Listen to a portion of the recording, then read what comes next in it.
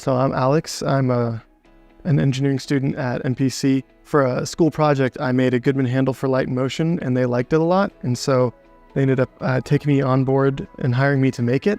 And so this has been my project to make this. And I did a lot of research with local divers in the Monterey area.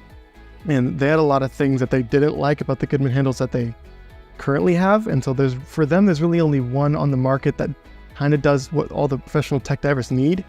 But it still also causes them a decent amount of problems. So the problem with a lot of the Goodman handles out there on the market is they're either prohibitively expensive, so people who are just getting into diving can't afford them, or they have a lot of fatal flaws, some of which are open in this circle here. And so if they're strapped to your gear, they can get caught on things like ladder rungs or in other rope gear, and that can be really dangerous. And then a lot of the cheaper ones, the thumb screws aren't big enough to use with diving gloves. And so effectively the thumb screws are useless. And a lot of tech divers I was interviewing were saying they'd almost rather just not have a thumb screw and just tighten it down with a wrench and never move it, even though they would like to be able to adjust it. So the thumb screws were a big need that I was hearing from a lot of the tech divers. And then something I found, and a lot of them were complaining with too, is many aren't very comfortable to just like stably hold on your hand. And a lot of them you have to keep like holding on to, or else they're gonna fall forward, move around.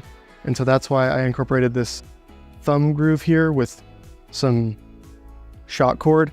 And so what it effectively allows you to do, that as well as the center of weight being further back on the hand, it wants to keep the light on your hand even without gripping it. And so when you're under the water, you don't have to be constantly holding on to your light. It'll just stay there solidly on your hand without coming off. It's got lots of sizing to open to, multiple different size of gloves and hands.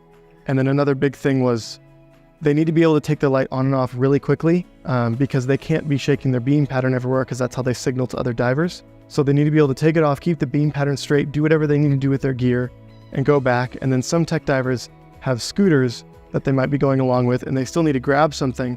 And so they wanted a way to be able to operate the scooter while still being able to hold their light straight, do whatever they need to do, or maybe they just need to carry something else. This ball mount here is a perfect way to do that. I even had some divers who really liked handles and then couldn't find a good solution, called their company, and the company said, oh no, we can't do that because we don't make that part. So it was really a big thing that all the divers I was interviewing were asking for. And so I think it's a great solution.